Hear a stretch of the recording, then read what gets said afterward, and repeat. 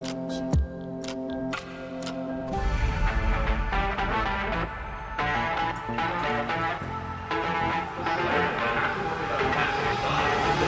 that echo was, but it's not going to matter. Kirk on the flank finds it down onto one. Riot's already down, so it's a technical 1 versus 2. And Bry just swung to his death. Twizzler on the top floor will look to retrieve their teammate, but Kirk can find the timing and clutch it out. An ace for Kirk. But Spider still gets a kill, and then Xer not ready for it in the corner, but oh my goodness, he gets the kill anyways! He gets the kill, Teddy left alive. He does it yet again for Mirage! He's low on health, especially when the Vulcan canisters are in play, but now Ambi low as well, but he takes the kill anyways! He's still left, but with 15 seconds and not too much intel as to where they are, it's not looking great for him, but he's just got the isolated frag on aim key, and the last one's left in Freezer. This could be a very easy pick to find if he just looks in the right corners with the shotgun as well. He'll be lethal in the close range. A 1-on-2 for the Gridlock.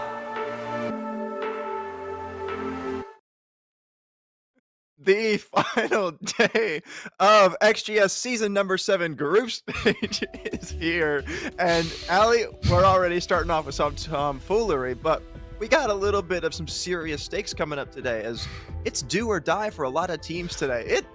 I mean, we're coming down to the wire.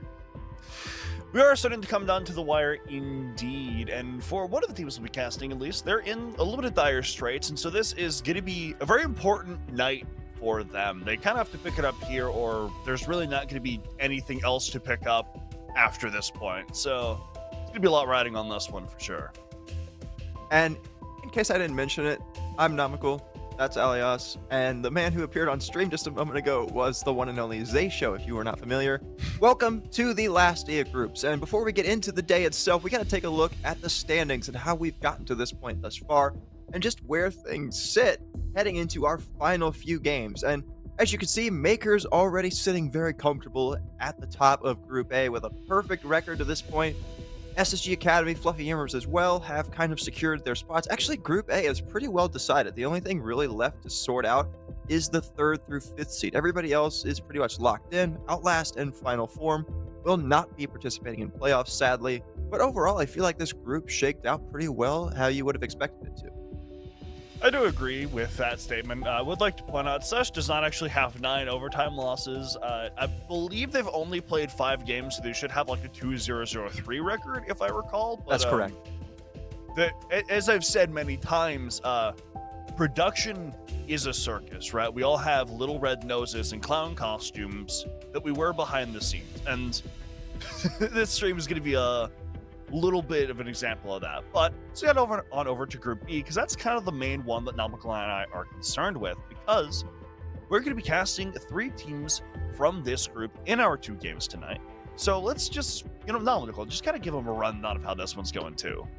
Okay, so pretty much, like you were saying, Group B as well is pretty much all hammered out. There's a few teams left to concern ourselves with. 774 have already solidified that they will not be in playoffs. KARN, Aerial Arise, and Wildcard Aces, I believe, Wildcard Aces still have games yet to be played. Other than that, Thrive have secured themselves at the top of the group. The Unks have also secured themselves in a top 3 spot.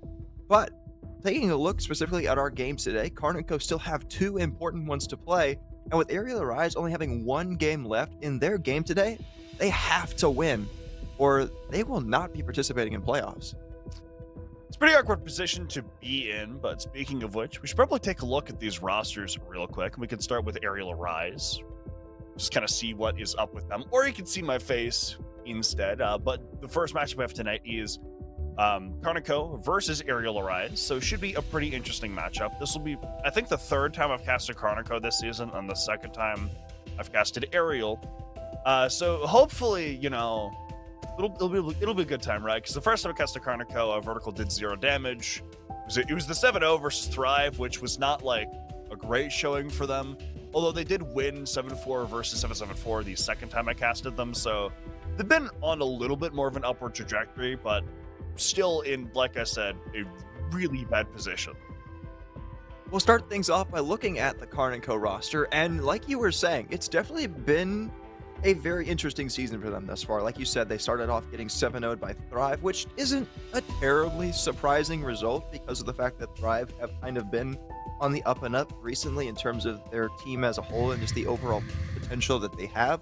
But I think generally it's just taken this team a while to kind of get their bearings about them and find that chemistry. Because sure, yes, they do have a very stacked roster in terms of the names that you see on it. You've got, players with pro league experience like Vertical. You've got that IGL and KARN himself, but it doesn't necessarily always mean that you're going to have immediate success, because while yes, they are skilled individual players, they might take a while to actually familiarize themselves with each other. Yeah, speaking as someone who played competitive for about 4 years, you can't just stick a bunch of good players together and have it immediately work. There needs to be some time kind of taken to build up that chemistry and figure out how exactly that system is going to work with the 5 individuals you have. And so Karnikov had a little bit of trouble doing that, losing players like Spiff and then others as time has gone on. But now that they've had this roster for a little bit, they have kind of started to solidify what they want things to look like and how they want to proceed and kind of what the game plan is generally. And that is something that's going to benefit them a lot, right? And it's come a little bit later than I think they would have liked, but better late than never, right? And they have it now, so let's just kind of see if they can use it, right? That's going to be the big thing. How is the team cohesion going to be? It's definitely going to be very important for them, because looking at their opponents in Aerial Arise, this team has been together, at least the core of it has been together for a pretty considerable amount of time right now. You've got Snake, Inrio, and Brios who have been on this team together since back all the way in May when they first joined up with Poison as well. But Poison, remember, has stepped away from the team to focus on other aspects of his life. And in his place, they brought in Epic. And Epic is a player that I personally haven't gotten to see too much in terms of in the server action, but I know just looking at results and things like that he is definitely a very skilled player, and I think he'll slot into the team nicely and just increase their overall firepower. Yeah, he's going to be kind of an unknown for a lot of people, I think, because he is not a more recent player, but he is someone who has kind of been flying under the radar for a lot of people. I did get to cast him a couple times in BGS a little bit, and he is a very solid player. He had a lot of great fragging performances for, I believe it was Phantom Legion. So he should be a pretty good player to round out this roster, especially with people like Inrio and Brios and Stake, who are highly flexible players. Something that is also worth noting, I think, with Aerial Arise, that was confirmed to me recently, is that the IGL system for that to replace Poison is now a combination of Kiru and Inrio. And that is something that takes a lot of time to kind of move the IGL around and then do that while you're also trialing fifths. It is very difficult to build a coherent system while you're actively trying out players with different habits and strengths and vocalities. And so now that Epic is confirmed, it's going to allow Inrio and Kiru to build up a more firm structure, which the entire team can play around.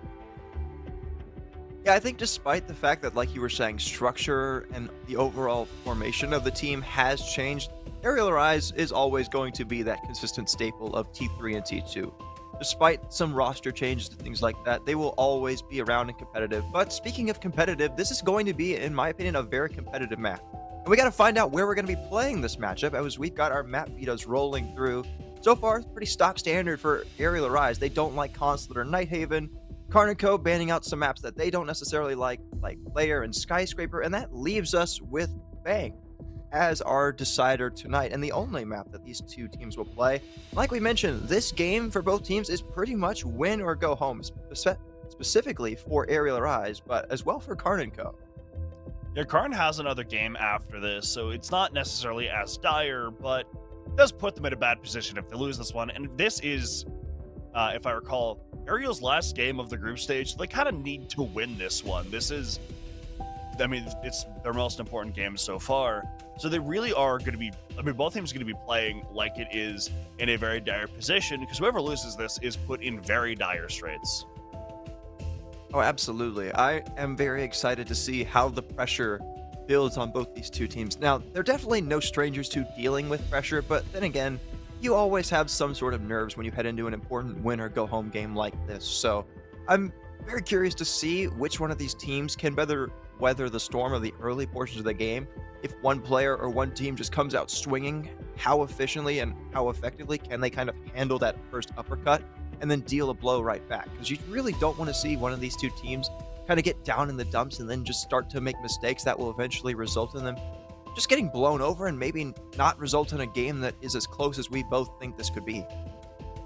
Yeah, I think for me, one of the main things going to be looking at is, I mean, like I talked about it with both teams, that they have had sort of roster troubles recently when they both solidified things pretty decently now.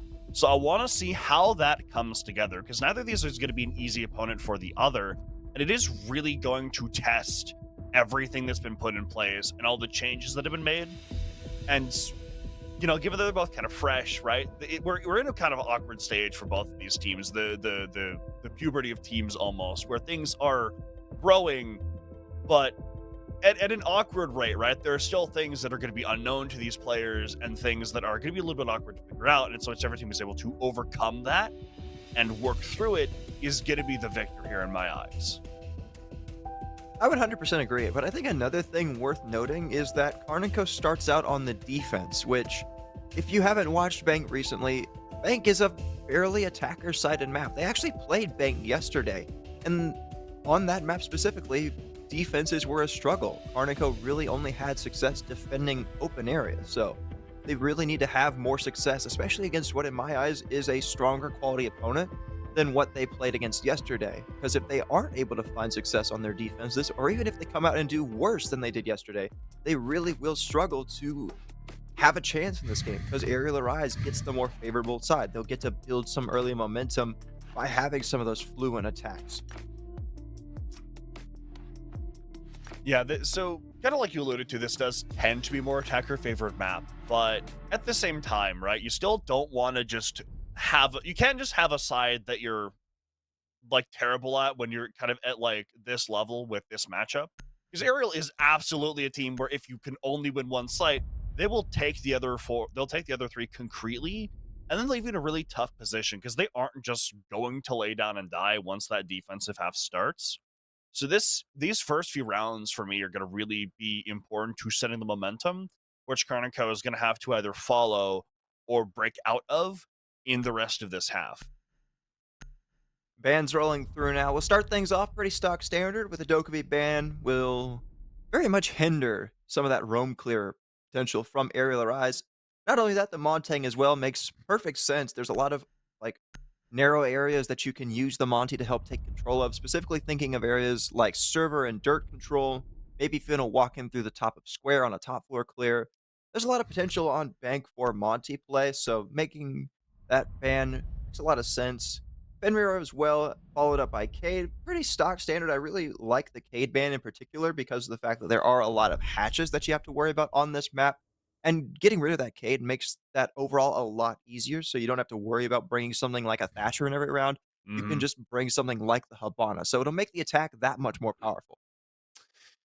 Yeah, I do like the kind of freedom that not having the cat on the board brings you. Fenrir as well is a ban I like a lot from Aerial Arise, as he is used to shore up a lot of gaps that the defense might have, as well as on a site like this, you could combine him with the Goyo canisters that we're going to see thrown around CC, just for fire at your feet and also just complete blindness when you actually go into the site to try to plant the bomb. And Aerial has opted not to give KARN that choice with that utility. Although with the Dokkaebi, they might have a little bit more trouble roam clearing since you can't kick defenders off of cams or send out a call to have their phone buzz and figure out where they are. But with things like that Twitch and that IQ, that gives them a lot of ability to destroy some of the utility that KARN is going to be bringing, as well as just figure out where it is.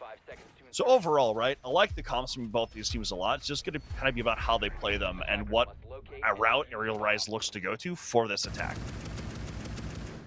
Starting things off in round number one, KARN look, at least based off their lineup, that they want to try and play a more weighted out kind of just bunker down lineup where they keep most of their players back towards the site.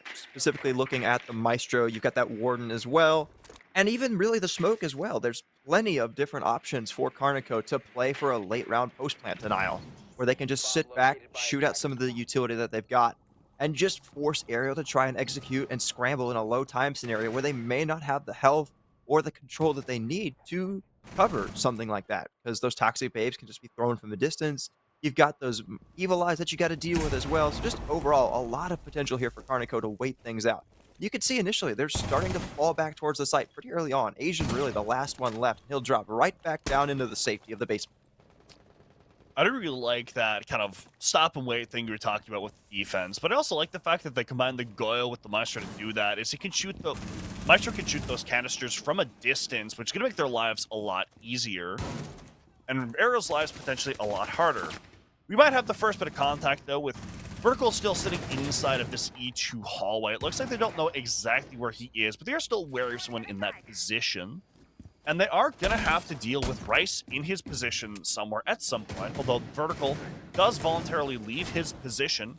There's only about a minute and a half left here. There's still a lot that KARN & Co. have set up to deny Ariel's attack here, right? We see the Tubero using his gadgets on that hatch. And like we said, the smoke grenades and Goyo canisters are still up. So there's a lot that Ariel have to crunch through in this last minute 10 seconds.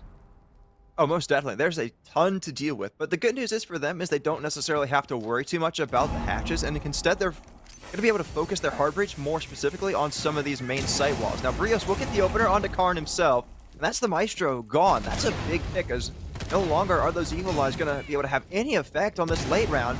Not only that, they're going to go ahead and actually deal with some of the Evil Eyes to mean that they can't even give any intel away to when the potential plant comes in. The good news for KARN & Co. is they still do have not only some of those Vulcan canisters, but all three of Rice's Toxic Babes are still left in back pocket. And with 30 seconds left, he'll start to chuck some of those over towards the default plant.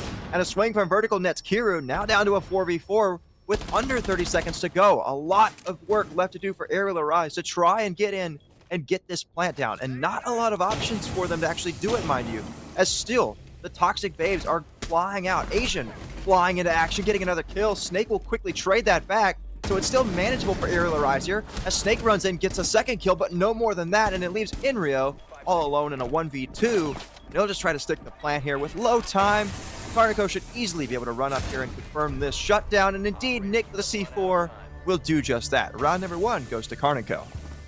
It's kind of like you were talking about there. A lot of KARN & Co.'s plan was to just waste enough time upstairs that Ariel had about a minute 30 when they actually started working the hatches, and then to just fall back onto the copious amounts of utility they had, so Ariel couldn't confidently get into the bomb site, because they primarily pushed through CC there, but there were smoke canisters, Vertical was looking at it through garage, there were Goyos, and it was just too much for them to deal with. They did almost pull things back with the drop through elevator with Snake, but KARN was still prepared for that possibility, and they were able to shut that down fairly effectively. And by that point, it's in a 1v2 where there are smoke grenades and a C4 being tossed on him. It's not really a good position to be in, and it is kind of a subversion of something we talked about as well, with KARN & Co. kind of struggling on defense on this map sometimes. With I believe the site you said they were best at was open area, which is where they are now, but they have crossed the first kind of hurdle that we anticipated in this game with a not convincing necessarily, but a victory nonetheless on that basement site. So this sets a good precedent for them if they can continue that quality utility play. Yeah, in general, yesterday, defense was a struggle in KARN & Co.'s matchup versus Chalkit. Only 3 rounds were won by KARN on the defense in their 8-7 victory, so they've definitely got a lot of work here to improve that stat line, but already off to a great start. And to open area we go, as down below, Ariel Arise will start to work their way into the basement. And not only that, they're going to try to work their way into the main lobby as well. So it seems like they're going to try to bypass some of this top floor control that KARN & Co. are holding, and instead focus it more towards a direct, like, horizontal site hit, at least initially. Although I'd imagine at some point they have to send at least 1 or 2 players upstairs to deal with that top floor presence. Because if you don't, they can just sit upstairs and hold angles and even maybe potentially go for a late round flank, which would spell disaster for the Ariel Arise attack if they so choose to do that. Quick entry from Snake. It doesn't really look like they know where he is. He's going to be teasing the fight with Vertical, which he loses. Vertical wins that. There's another player right behind him that Vertical is unaware of at this moment in time. But that is a great pick nonetheless. Epic finds the refrag, however, bringing us to a 4 versus 4. But a Valkyrie for a Lion isn't a bad trade at all. That's one KARN & Co. could be very happy with.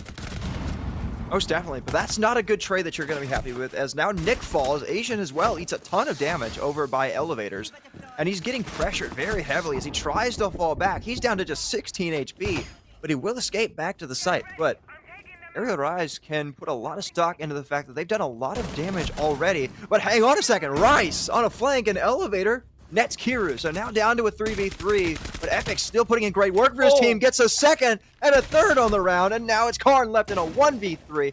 Will finally end Epic's life in this round and do some more damage to Inrio, but still a lot of work yet to be done for KARN in this round to try and bring it back, especially considering he's working against a healthy Brios, which is an absolute monster to go against when he's on. Inrio teasing the run in here towards Staff Room. Will eat a little bit more damage at long range from the Vector, and then actually will get felled by KARN. So now a 1v1, very much winnable, and KARN knocks them all down. A 1v3 for the team captain, and KARN and Co. start off 2-0. Excellent there from Carnage B. Fortunately, a little bit hairy up to that point, but fine nonetheless. I would say that lobby hit was definitely a gap read by Arial, kind of realizing that they could get someone in there and then kind of set them up as a turret like Epic ended up doing eventually. And they put a lot of resources into trying to get him out of there, and it just kind of didn't end up working. But KARN able to play that 1 versus 3 very well nonetheless. Arial gave him a lot of ones there, which he just kind of calmly, calculatedly isolated. And he ends up taking that away from them. And yet again, KARN and Co. doing well on this defense so far, but Arial have kind of found the weaknesses a little bit here. And that's something they can kind of lean into in this next round, right? They were able to get those picks before. Now it's just about doing it again, obviously, but securing them kind of once so that man advantage is in place. 10 seconds remaining. This top floor site is one that isn't necessarily as popular anymore. I feel like a lot of teams have realized that it's a lot harder to hold it because of the fact that there's so many windows and long angles that you have to worry about. But then again, it is just more the fact that it's become more of that tertiary site. And that's not necessarily a site that you don't play anymore because people don't really like going to tellers because it's so easy to get the vertical control in tellers if you just sit on a window with RAM. But nonetheless, we go here now as the tertiary site. And I would imagine there's a lot of stock going to be put by KARN & Co. into holding, well, stock, because of the fact that you can have so much control from that stock position over by vending machines, and you can deny so many different areas of the run-ins from Aerial Rise, other than something like top square and maybe a couple of the windows. So initially, Aerial Rise are going to definitely need to focus on clearing out that spot, because if they don't, they'll have a lot of struggles working their way into the site itself. It's going to be a lot of what the Ying is for, is to dislodge these defenders in uncomfortable positions. Like Asian, he's currently sitting inside a stock. Playing that Azami as well gives him mobile cover that he can replenish if the need arises. Bryce as well in this ward in this position inside a janitor. It's really good to stop that Ying from going for an execute, but Inrio is going to be the first casualty here, which is more of that execute utility that Arial wanted in that Capital. That's 2 smoke bolts and 2 fire bolts that you no longer have, and that's more maneuverability for everyone on KARN & Co. on this defense. Rice getting a second onto Kira as well. That's your Ying down. A lot of damage being done to Aerial Rise to this point, but they are starting to work their way into the building itself and maybe try to negotiate a little bit of space back for themselves to actually find some sort of way back into the man advantage. A multitude of players crossing Brios's crosshair right there, but no kills, no shots even taken by Brios. Guess he just didn't see him there, but nonetheless, with a minute left, Aerial Rise will persist over at the top of square. I'm not sure where the rest of the players are, but they've at least got some sort of control into the building. Now, Snake will give away his position to a proximity alarm and one of those metal detectors, so Nick will be certainly ready for the fight, or maybe not, as Nick is now felled. And Aerial Rise seemingly coming back to life here in the later stages of this round.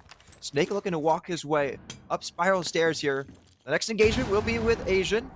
And I believe Asian has some sort of idea that Snake is ready for it. But Snake will instead opt to go for a bit of a rotation here and try to link up with the rest of his team. With 25 seconds left to go, another player is rotated to the top of Marble. KARN & Co. are reading this aerial execute perfectly, but not perfectly enough as Brios gets a kill, but Rice is there with his third for the round. Epic's just found his way into sight. Not sure how he got here, but now he's all alone as Brios is dead and Asian from inside of Trump will end Epic's reign of terror inside of the site, and it's 3 in a row for KARN. I like the way that KARN kind of played around those picks that Rice got early on. He picks off the two operators that he would be designed to counter in that fight. But in doing so, they know that with it being a Ying and a Capitao they've killed off, that's going to drastically slow the pace which Ariel has to take in that round. And so they don't give Ariel the fights that they want, right? There are a couple players that end up getting picked off, but because Kaneko has taken an effort to preserve and utilize the man count up to that point, it's not as drastic as it could have been, and they still are aware of where these attackers are going to come from, and they look to, through some team play and utility usage, lock them out of that site and prevent them from getting any sort of ground comfort. And so now we've had two fairly convincing rounds versus one in clutch for KARN so far, so they're on a roll with this, but now Ariel has the advantage of having seen all three of the defenses we're about to see again. They've attacked this site before, they know what KARN's plan is, and they have an opportunity to counter it now. Well, KARN have said if it ain't broke, then don't fix it. They are bringing literally the exact same lineup that they brought the first round when they won basement in a very dominant fashion. They relied very heavily on their util game and waited out until the late round to just try and stop a push-in from Ariel Rise, and that's exactly what came to fruition. With 30 seconds left, Rice was able to use his Toxic Babe to deny potential plants from Inrio. But not only that, you also still had a lot of information up from players like KARN, despite the fact that he was the first one to die in that round. About 30 seconds in, and Asian holding pretty much the exact same spot we saw him in round number 1. I would not be surprised if he goes ahead and falls right back through the open area hatch in just a few moments or so once he starts to feel that heat. Because, honestly, you'd much rather keep yourself alive than try to negotiate some of this space for another 15 seconds or so. I'd say that's kind of essential to the way KARN's been playing this defense as well, for everyone to be alive by the time it ends. Is that utility is a little bit harder to fall back on if you are fighting from an extreme deficit. That does mean they give up a lot of space early on, but they don't give up that opening pick, as Rice gets the swing onto Epic, and that's the EQ taken down. So not a lot of utility, but now that utility that is on the site has to be crunched through with less bodies, and that means that KARN can play the trade game much more effectively going into this final minute 30 with that opener. A great start for KARN once again, but at the meantime, Ariel Rise continue to press forward. They've started to work their way in towards some of these hatches, and not only that, they've also started to get rid of some of this defender utility. I think the big thing to keep an eye on is how early do Ariel Rise decide to go for an execute here. Because last time they tried to wait till 30 seconds were left, and that just did not work because they had nothing to actually deal with the utility early on, so KARN could just sit back and wait here. Only about a minute left. It looks like Snake was thinking of dropping through that red hatch, but he's not going to go for it. Instead, it looks like he's going to try to rotate over towards Garage, maybe joined by Ibrios, who might actually look to just drop down that vault hatch instead. So the attack from Ariel this time is going to be a lot more varied in its location. The KARN can't just all focus on the CC side.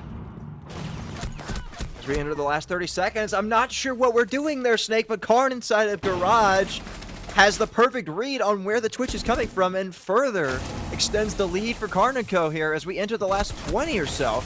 The only good news is they've finally gotten away into sight. A drop-in comes from Brios, but he is quickly read, and now it's Brios down on the floor. Kiru as well. Inrio left alone in a 1v5. And he's just locked out of the site at this point. He will get a kill on his way out, but KARN will add another one to his tally. And it's KARN 4-0 right now. Looking really good. I do like that there was a very deliberate attempt from Ariel to diversify the locations from which they entered the site. We had a couple of people try to drop hatches. We had one try to walk through Garage. But they don't take the care when they go for these other locations to make sure that they are actually going to get in. We see Snake just sprint in Garage, not expecting someone to be gunned up on that position, but because KARN is aware of that, it's essentially like just playing the new map training mode. And the couple players that dropped the hatch dropped into a crossfire, which really isn't the kind of fight you want to be taking. And that just fed more picks to KARN after they already had the opener from Rice killing Epic earlier in the round. So that attempt re- to kind of adapt there. Oh, excuse me. I was going to say that I'm really excited to see this Teller's defense because I was just talking about Oh, it yeah. earlier when we went up to CEO about how you don't really see this site that much. And Mhm. apparently they heard me because here we go. KARN and Co. at 4-0 are going to bring it out and see if they can't put themselves very much in the driver's seat to win out this game and send Aerial Arise down into the 6th place spot where they would not be able to qualify. Right now, it looks like there's going to be a ton of top 4 hold coming out from KARN and Co. And rightfully so, because like I was talking about, when you've got a lot of vertical destruction that, well, Aerial Rise aren't necessarily bringing out here, but generally when you bring it out, it's so hard to hold the site itself once you forfeit that top 4 control, because pretty much all of the ceiling is destructible. Right now, Aerial Rise's focus seems to be more on a potential execute and maybe some sort of sneaky play with Hero on the Nook. So while I'm sure they're going to at least try to take the control of the top floor and force these defenders back, they're not going to be able to really do anything with it. Yeah, I am worried that we don't even see anything like obviously, right? You know, Ram is probably the vert operator that comes to your mind first with this site, but we don't even see anything like that or a buck or a sledge. There is no de facto vert operator here, which means that these positions that the aerial defenders are going to be playing in are going to be much harder to dislodge. Combined with the fact that KARN is on that lesion, as time goes on, you put goo mines in more and more of these areas that Aerial are going to want to walk into for this actual site execute. And it's going to put them in an awkward position if you're trying to walk in with 30 seconds left. And you got a goo in your foot, which slows you down and also just does damage to you over time. That the Twitch will kind of help to alleviate that a little bit. But so far, it's actually working out pretty well, though, as Epic gets that pick onto KARN. Rice is down as well. So despite what we've been saying, Plan is going down and Aerial are in the driver's seat. Yeah, they've got full site control pretty much. They've also got the plant down and a down on the Rice. So now a 5v3 technically, and an Epic with another one as Asian tries to retake in. Nothing going KARN & Co.'s way right now. Enrio with yet another kill near the site, and it's a flawless round for Aerial Arise. Make it their first one, and they finally get on the board. Tellers. Might have been a mistake there for KARN. I think I'm inclined to agree with that statement. So the kind of terrible thing about defending Tellers is that the attack has a lot of opportunity to do vert plan it, but the defenders don't get as much because there's windows staring at it, which if you're the attack, those windows don't matter because you have taken in from those windows, but the defense can't just sit in front of a window and just pray that no one from the attack is going to see them. So whenever they do break open that site and kill the defender watching that position, there's not as much you can do to retake it from vert, right? Rice might have tried to go for something like that, but because he has to take a fight with the window that is unfavorable, he just ends up getting killed off instead. So that is an excellent read from Aerial to realize kind of the strengths of the attack on that site and to push forwards and crack it open. They are going back to a site which they have lost previously, but they have a little bit of momentum now. Yeah, they definitely need to win this round. Otherwise, I fear for their chances heading into the second half. Unless we are seeing kind of a flip of what we saw yesterday for KARN, where it's definitely a more defender-sided bank, which I guess still technically is very much a possibility. But that really just bucks the norm that we see from a map like Bang. Now, early on, Hero will work his way into open area very quickly to try and leverage some of this control away from KARN and Co. And I really like that play because, you know, open area really is that big rotation point for players that might try to fall back from holding areas like stock. And if you cut them off on that, that would pretty much be a freebie if you can negotiate it. Yeah, especially with something like a Flores and a Captain on the board, you can dislodge defenders from positions like that and have a little bit more say on the direction they have to go down. That pistol as well that Deimos has is also very good at shooting people through floors, and since he can track them, it makes it a lot easier. Enrio is going to get the opening pick onto Rice here, which combined with that Deimos down below, is going to put a lot of pressure on the actual site itself here, which they're going to have to deal with. Well, the good news for KARN & Co is they still do hold some of these power positions, like Janitor, but they don't have vertical up anymore, so he'll be down over by Trump office.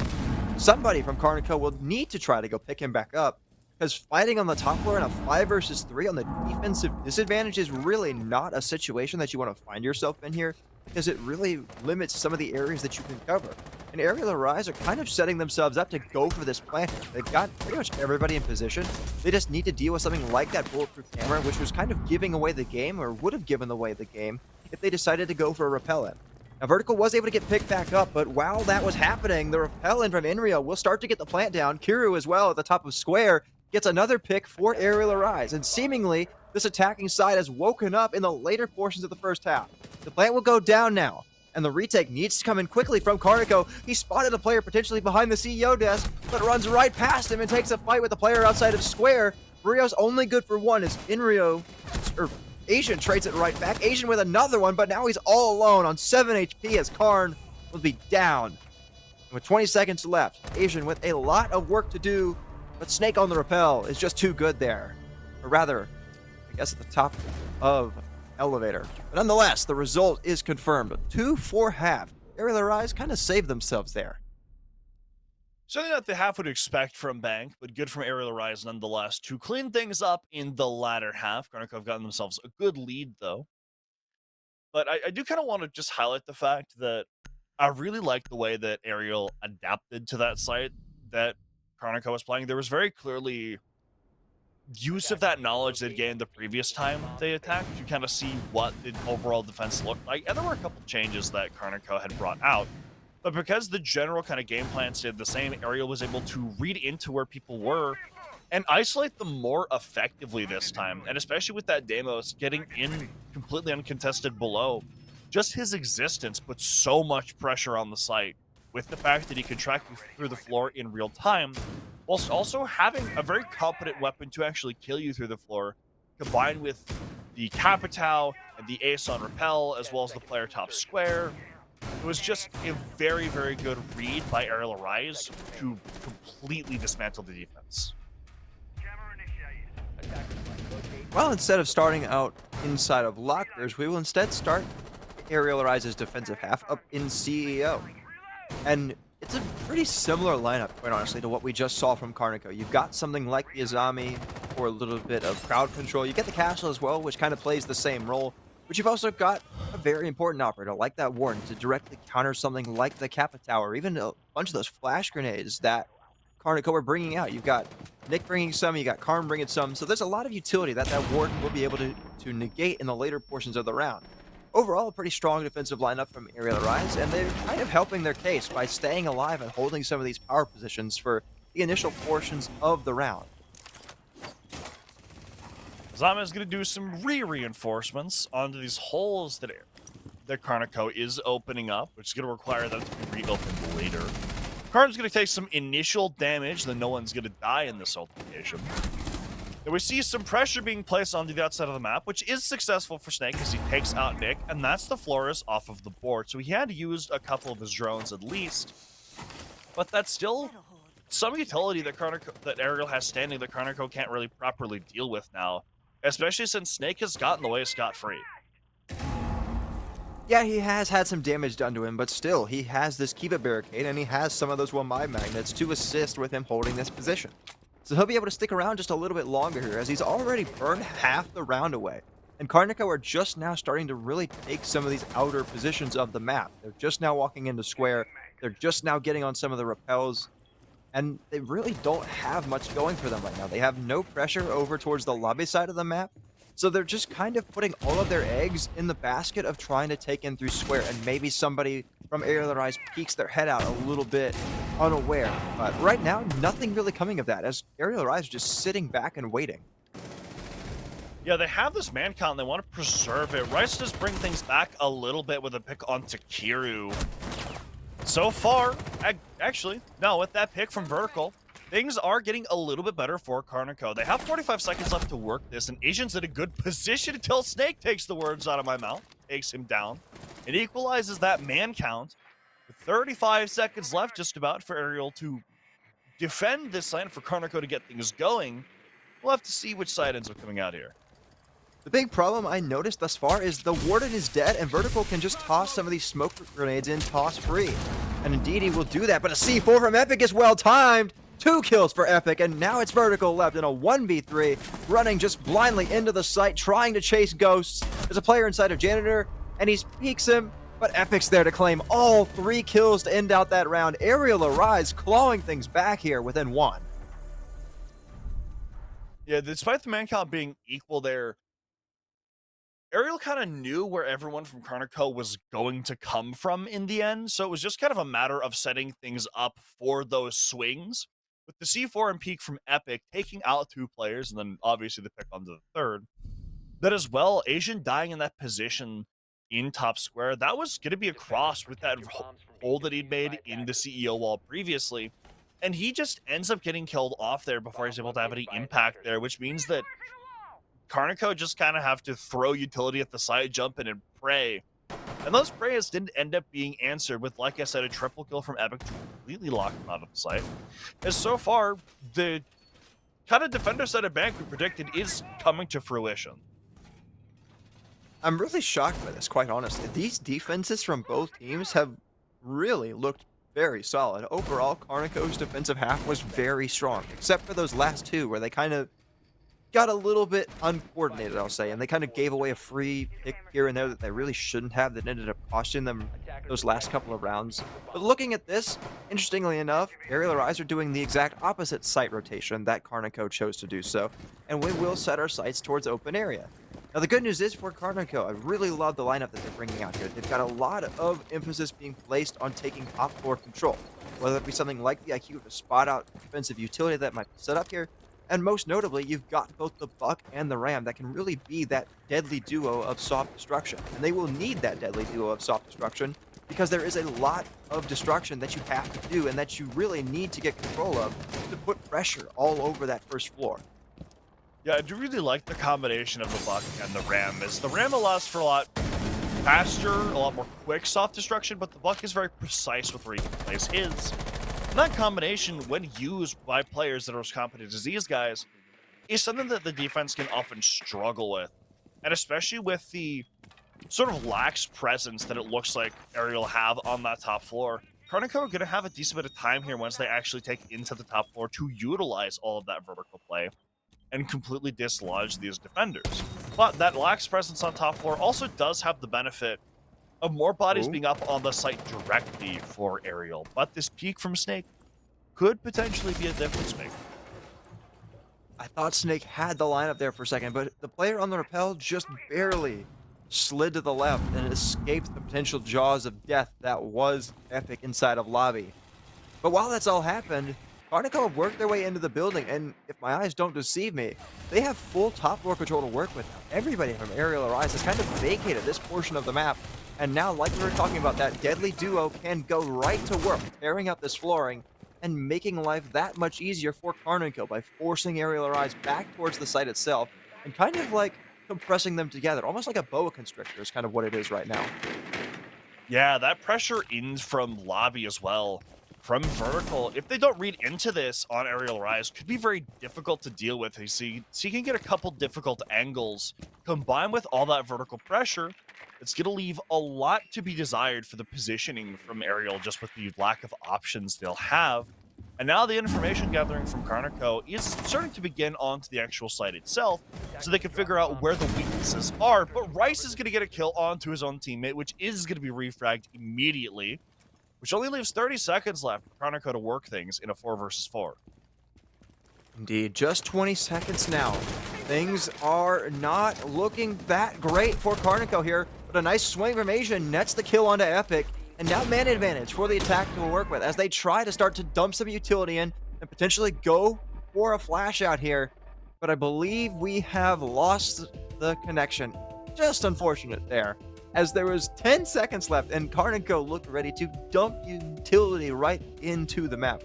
We will have an update here for you once we get an update, of course, on who actually ended up winning that round. But nonetheless, that looked like it could have been a very exciting execute. Definitely did look like it would be a very exciting execute, but unfortunately, we don't get to see it, which does happen sometimes. The pain of existence can sometimes be like that. But the real thing I want to know is the opening pick was a team kill, so do I give it to Ariel or Karnico? Because Karnico got it, but like, it was also a Karnico player dying, right? This doesn't often happen, and I want to know. I think it counts as a direct trade because Yeah, you know, that one player, I forget who it was. I think, was it Nick who got the it opening was kill? Nick. But nonetheless, the point I was going to be making was, I think it counts as a direct trade because you kill your teammate, sure, but then immediately right after that, a player went and killed an Aerial Arise player. And we do have an update. KARN and Co. had the man advantage when we lost the connection, and KARN and Co. did end up securing victory in that round. So they widened their lead to 5-3, putting themselves that much closer to a potential playoff appearance. I mean, it's not. That was kind of what I expected from kind of the way Yeah, that's not things shocking. were going. Is they had, like you were kind of highlighting, they had a lot of these positions that allowed them to constrict onto the actual site itself.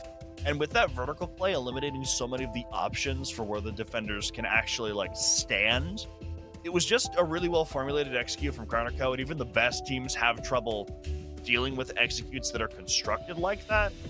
So, absolutely not surprising, but certainly good to see for KARN and Co. nonetheless. That being said, I'm gonna send things over to a quick break just to, get the tech issues resolved. So, if you want to get up, grab a drink, this is your chance to do so.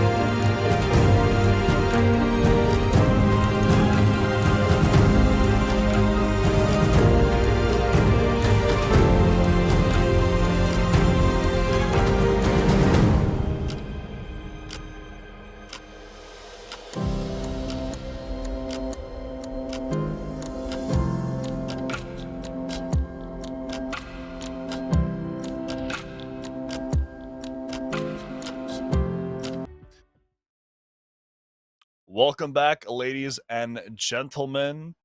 Would appear we have. Oh Hey, no! We messed up the lobby settings. We're gonna have to send We're back back. real quick. So,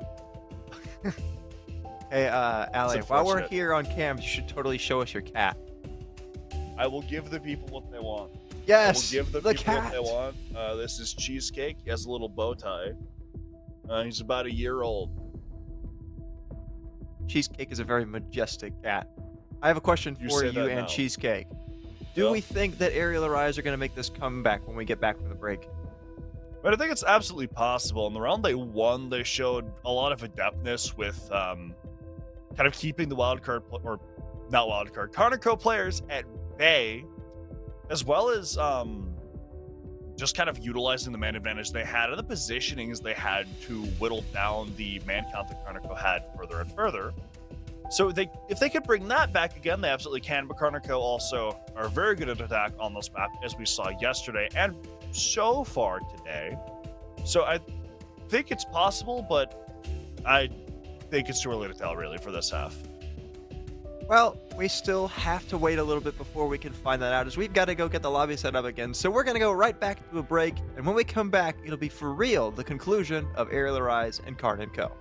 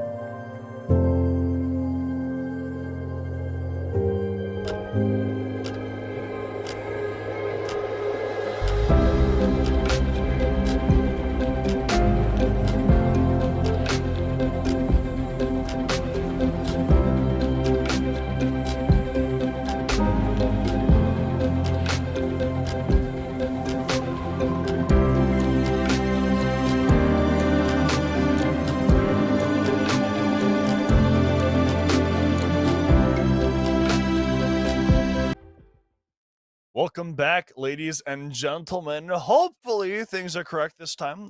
They were not previously. We had to rehost the lobby yet again. I'm Alias, being joined by Nami Wami, and we're ready to get back into this action. You got it wrong. I'm actually Nom Nom. But we are indeed entering the tail end of Karn & Co. versus Aerial Arise. Karn & Co. started things off very hot, winning 4 of the first 6 rounds, actually the first 4 out of 4 rounds. But since then, it's been a little bit of a stumble for them. Aerial Arise have kind of come surging back here on their defensive half and really the tail end of their attacks as well. And we set our sights towards lockers for the first time for Aerial Arise after they lost an open area defense before we went to the break. And similar strategy coming out here from what we saw from Karnico way back in the first half, where they're playing pretty heavily for kind of just holding up on the bunker strategy, like down inside of the basement itself and just waiting for Karnico to come to them.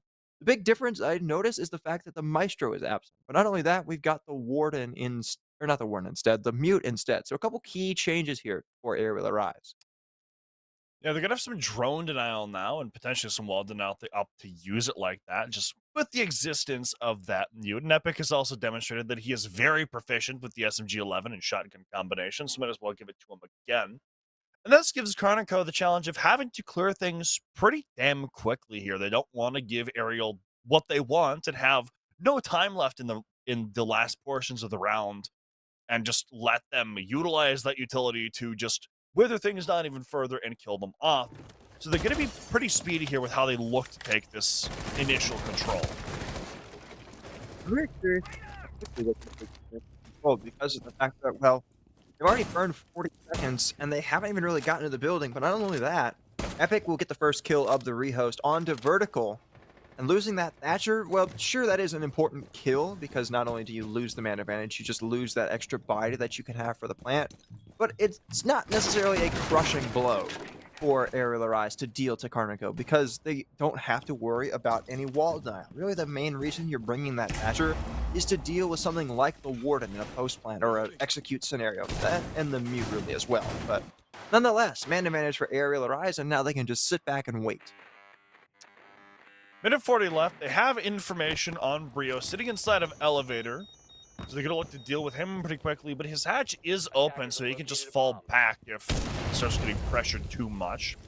They're going to look to get rid of these Goyo canisters as well, as fast as they possibly can, because you don't want to leave those up for the last portions of the round. And now that Brios has fallen back, the only player left off-site is Snake, and he's in a pretty ratty position here that doesn't really look like they've read into.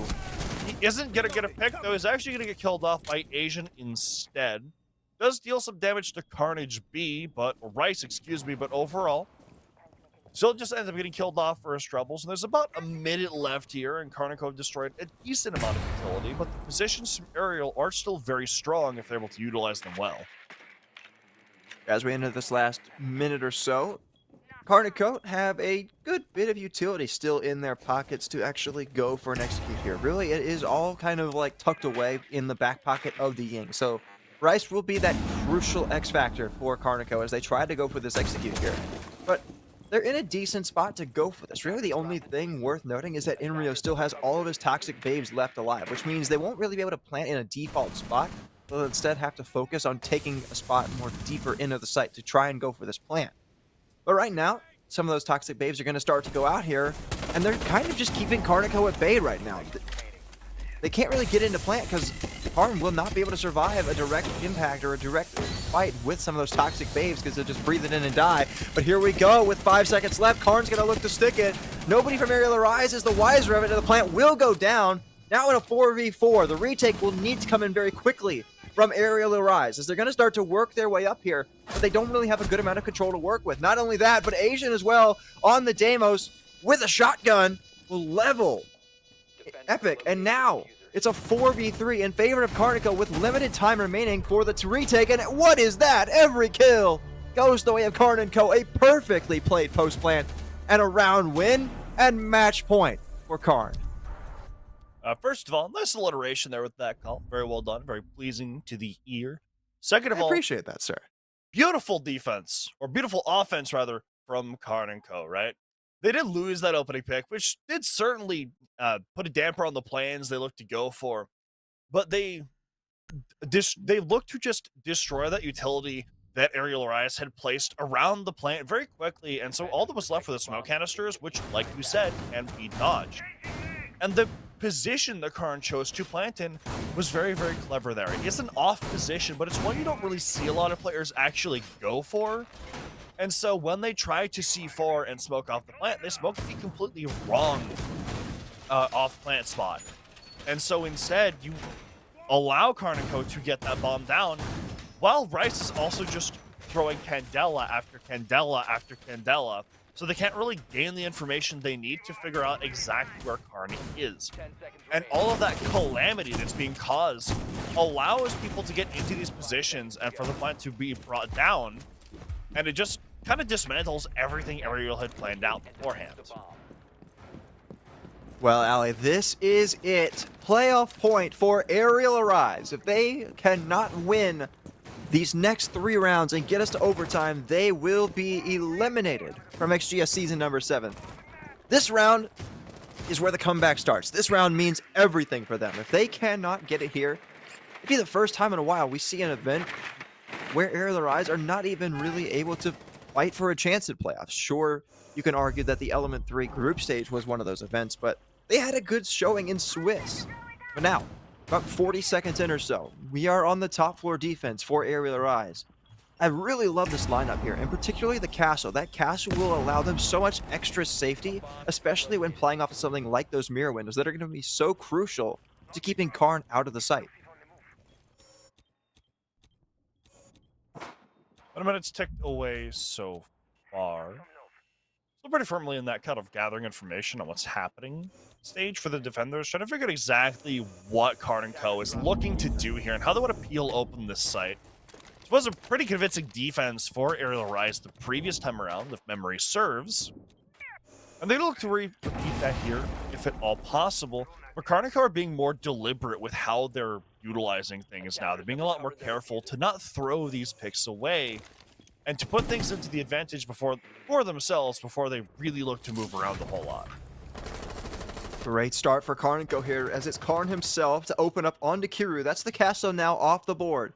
And that's a lot of control as well, forfeited from Aerial Arise. And KARN & Co. can start to take some space over by the top of Square, and even really over towards Stock. Right now, Aerial Arise seemingly have vacated some of those positions, instead of focusing their positions and their focus back towards the site itself. Now, Epic will quickly trade back on Asian. So that's your ace and your primary hard breach off the board. A good kill there to keep Ariel effectively in this entire game. Going to see KARN playing this Kanto position, maybe going into Lone Office instead. Inner's position here is going to be crucial, so you can smoke off a lot of the side and a lot of the entrances that KARN & Co. are going to look to go for here. Epic as well, sitting down below, has that all-important C4, and it can stop someone from trying to play vertical on KARN & Co. But with it only being about 30 seconds left, you're going to have to move fast. Rice will kill Rios, and now man advantage once again for KARN & Co. Here comes the walk-up as KARN gets another one. Everything going KARN & Co.'s way, but Snake trying to keep his team in it.